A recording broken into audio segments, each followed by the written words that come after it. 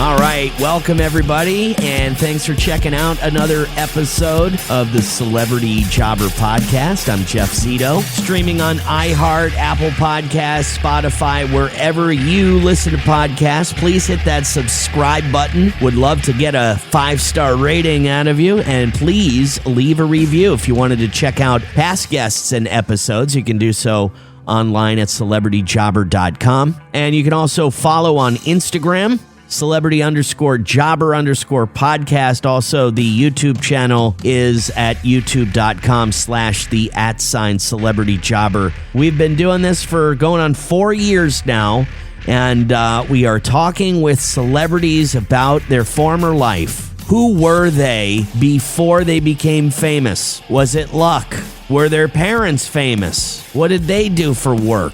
I'm a big fan of the movie Super Troopers, starring the Broken Lizard comedy troupe. We're going to talk about how those guys initially got together, and we're going to find out a little bit about my guest today, who plays the role of State Trooper McIntyre Womack in Super Troopers. And by the way, we're going to talk about Super Troopers 3, which is scheduled to hit theaters this summer. He'll also be appearing this Saturday, February 21st, at the Florida Man Games in Bradenton, Florida, which is actually right down the road from where I live. About 15 years ago, I had him on my radio show, and when we were off the air, he told me a great story on when he was back in high school. He tripped on acid with a kid who ended up becoming a very famous news reporter, but he made me promise not to out the guy. And to this day, I've kept my promise. What would have become of this guy if it wasn't for the movie Super Troopers or the Broken Lizard comedy troupe? What did he want to do with his life? What was his major in college?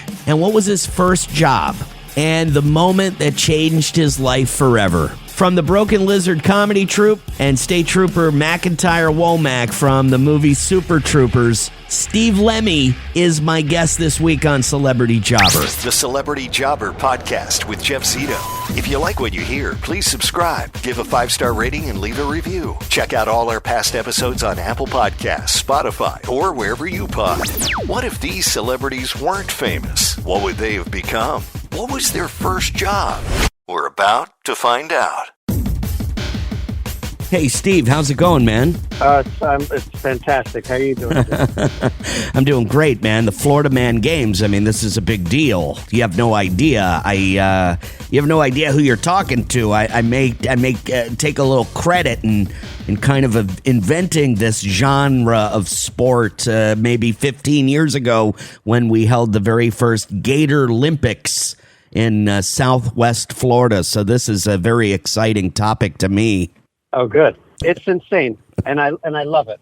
I saw it last year. They actually contacted me because the marquee event of the Florida Man Games, and this is the third year they're doing it. Right. Was something called the Evading Arrest Obstacle Course, and because I made Super Troopers. They asked if I would introduce the event, and I couldn't do it, but I saw footage of all of the different events, and I was like, this needs to be on television somehow. Right. And so I reached back out to the creators of the Florida Man Games, and asked if they wouldn't mind if I shot it as a pilot. And so so we're shooting it this year as a TV pilot with like 12 cameras, but in the process, they asked, would you like to come down and, like do something, either be a commentator or something like that. So I'm going to be a sideline reporter. Okay. With my friend, I'm bringing another one of the Super Troopers down. My friend Kevin Heffernan, who plays Farva, Officer. Yes, Farva. a liter of cola, a goddamn liter of cola. Okay, that's the man. That's the man. This is. You have no idea how bad timing this is for me, Steve. I'm a super fan of the Super Troopers. This Florida Man Games is going on right down the road from my house. I could tell you stories about when I was a younger kid at that drag strip, tripping on acid, the whole nine. And just an FYI, was a long time ago, but you told me a secret about being in high school, tripping on acid with a very famous newsman. I just want you to know I never told. Okay. I never told. I appreciate that. I still, every now and then, I went on when we came out with a movie. Broken Lizard came out with a movie called Quasi. Yeah. A couple of years ago, that was on Hulu, and I went on a talk show, and they were friends of this particular reporter, and I really wanted to tell the story, but I still haven't. Told it. Somehow you trusted us with this information, so we won't. We won't screw you over. We won't out you. So, go ahead. Sorry. I just want to say, but that's because you're Floridian. Is that why? There's a code in Florida. There's a code in Florida, which is, snitches get stitches. That's right.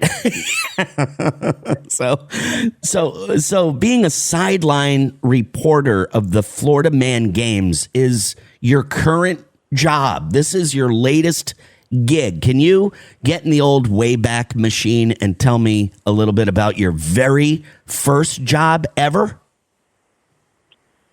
Like my first showbiz job, or my first job. I was a pizza delivery boy in New York City at age 13. Really? So were you delivering on a bicycle? No. Like I was just walking. Okay. Their range wasn't too far. Okay. But then actually my first professional gig came shortly after that, because I was a breakdancer in New York City. In the 80s, it was.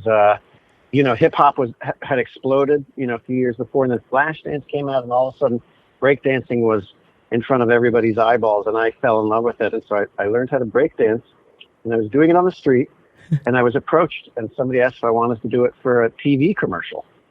And so I auditioned, and I got the part, and ironically, they wanted me to look like I was in my 20s. I was, 14 years old, and so they put a fake mustache on me.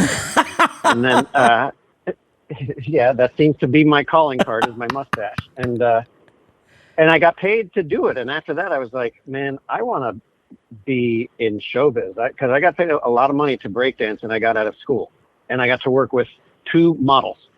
And so, I was like, this is fantastic. So that was my first professional gig. Wow. What was the commercial for? Do you remember? It was for a clothing company named Bobby Brooks, but this one was going to be shown in Colombia only. So the narration is in Spanish. It's Bobby Brooks, línea masculina, tela se contejer. And it's me in the clothes, breakdancing, and these 2 foxy lady cops come along, and they bust me. They put me up against the wall, and while they're frisking me, they're like, ooh, look at these clothes. And then I spin around and I breakdance my way out of trouble. Is there footage? Is there footage of this anywhere or no? I've got it on my phone in my favorites, because That's I like awesome. to tell everybody this story and show it to them. Oh, man, I've never heard this story. That's incredible. The Celebrity Jobber Podcast with Jeff Zito. The Celebrity Jobber Podcast with Jeff Zito. You know what, Steve Lemme? Again, a big fan of Super Troopers. I had Jay Chandrasekhar on this podcast. He we got the most downloads and the most views on TikTok and all that when talking about Super Troopers 3. And this was a couple of years ago. So Super Troopers 3, is it finished? It's ready to go in theaters this August. Tell me a little bit about it. It is finished. We actually had, I wasn't there because I'm in Miami today, but we had an informal test screening last night where we showed like a long version of the movie just to see where the laughs are and where they're not. Sometimes you think a joke is going to be huge and no one responds, and right. There's things that you didn't even plan that the audience applauds at. So we had that screening last night, and it went very well. And so then we have a few more months to finish it, and then August is when it comes out. I believe August 8th. Okay. I can't remember. So, I mean, you've been with these guys, the Broken Lizard comedy troupe, forever. And I know this is great talking to you because there's your Wikipedia page. You got to hire somebody to really, you're too big of a star for this Wikipedia page you have here. I'm just saying. Yeah. But tell me a little bit about before Broken Lizard. Like, you went to high school in New York for a year. You left. You went to Colorado. What was going on with that? Did your dad have some kind of job where he had to move around? I was born and raised in New York City. So I was at the same school until my sophomore year. I started when I was, 2.5 and went, my whole life. Sophomore year, I got in a little trouble. Okay. At my New York City high school. It's a longer story. Nothing major. I basically bought a term paper. Okay. From a catalog that I got out of the back of National Lampoon magazine. Okay. And it turned out that the paper itself was fully plagiarized. So I got busted for plagiarism. I went to a pretty hoity-toity private school because my mom was a Spanish teacher there and I had a scholarship. Okay. But they were going to kick me out. And it turns out the headmaster of the school really liked me. And he said, we're going to kick you out. My advice to you is withdraw so you don't get an expulsion on your transcript. And I'm on the board of trustees at this great boarding school in Colorado Springs, the Fountain Valley School. And I can just get you in there. And I said, I'll take the deal. Oh, so wow. I went out there for then my sophomore and junior year. Had a great time. It was a wonderful place. But I asked him, could I come back if I want to? And he said, yes, but you'll have to have a certain grade point average. Right. And I hit it. I hit the GPA.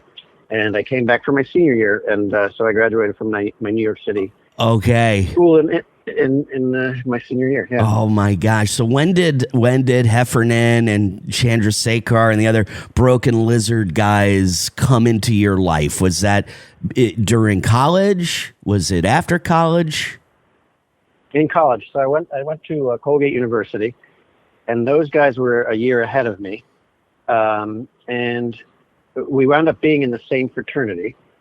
And actually, then my junior year, Jay and Kevin started a sketch comedy group, and the school made everyone audition for it, just so it's fair play. But I auditioned, and they determined that I could play like the sleazy guy, the mustache guy. Yeah, of course. Yeah, and the first show we did was magic. We realized we had something, and then when I got done with college, I came back to New York City, and those guys had moved to New York, and were just kind of bumming around, and we decided we were going to start the sketch comedy group again in New York City, and so we went right to work. And I say this without being cheeky. The only place that would take us, because there's a bunch of guys, there were like 8 guys. Right. The only place that would take us was a gay cabaret club down in the Village. Really? Yeah. No one. We hadn't done anything. We were 21 years old, but I think they thought we were a group of gay guys, and so they said, "Okay, yeah, we'll give you Monday nights upstairs in the 2-drink minimum room." Right. And so, we were 21, and we knew all the people that had graduated, 2 and 3 and 4 years before us. And so our very first show, we packed the place, and our crowd drank them out of beer. Oh, wow. At the end of the show, there were empty beer bottles covering the entire surface of every table. Right. And they said, okay, we're going to give you Saturday nights also. Wow. And so then our second show, the same thing happened. Probably all our same friends came, drank them out of beer, and then they extended us for the summer. And then after the third show, they gave us a 2-year contract, and that's how we kind of learned the way the industry works. You bring in the butts in the seats, right, and you get more gigs. That's right. Celebrity Jobber.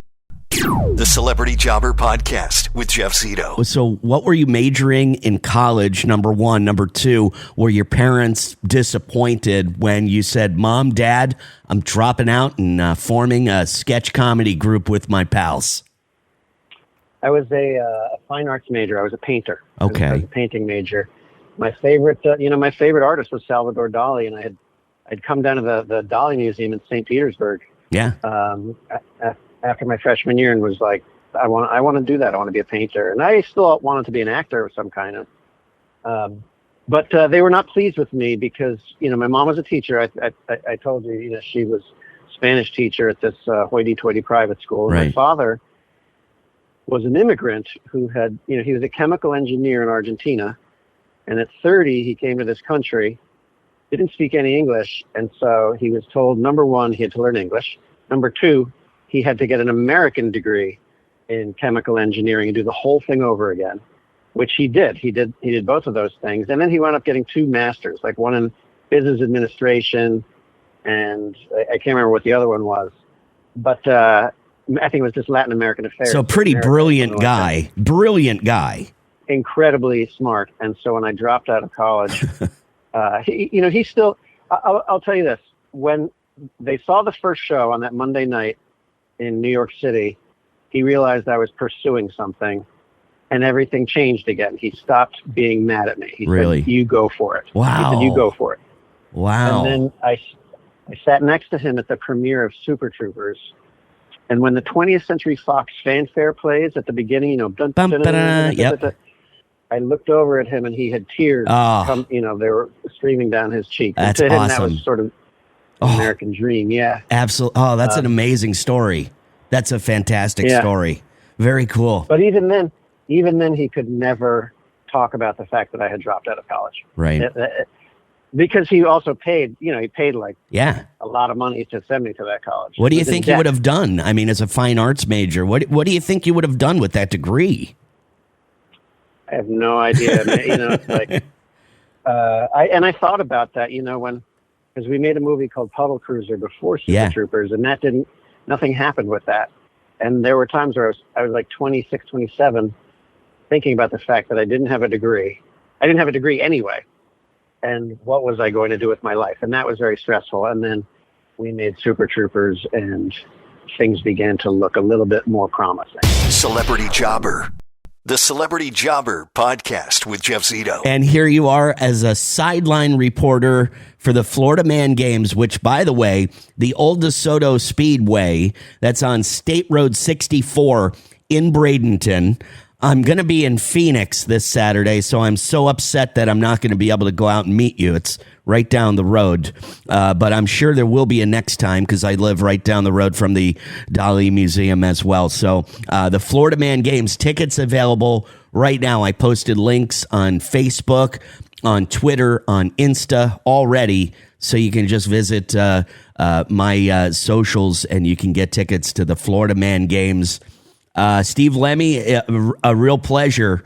Can you plug your social media handles as well? Yeah, I'm on Instagram at Steve_Lemme.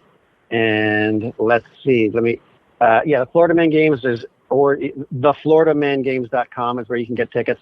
I think there's a VIP party. So if you get VIP tickets on Friday, there's a big Florida style cookout where we'll just be hanging out and socializing. That should be pretty fun. And that's this Friday? I can make that. I might be able to make that, Steve.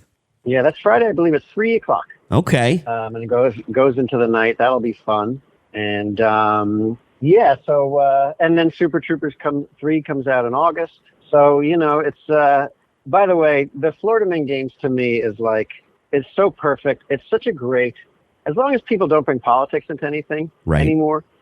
It's like the Florida attitude is so great, and that's what's captured at Florida Man Games. It's like we're just having a good time. We need a break from all that crap. And, here in Florida, hopefully I can't wait to see what some of the events are. Like, back in the day when we did the Gator Olympics, we had the toilet seat ring toss, which was kind of like horseshoes. We had a cigarette flick for distance.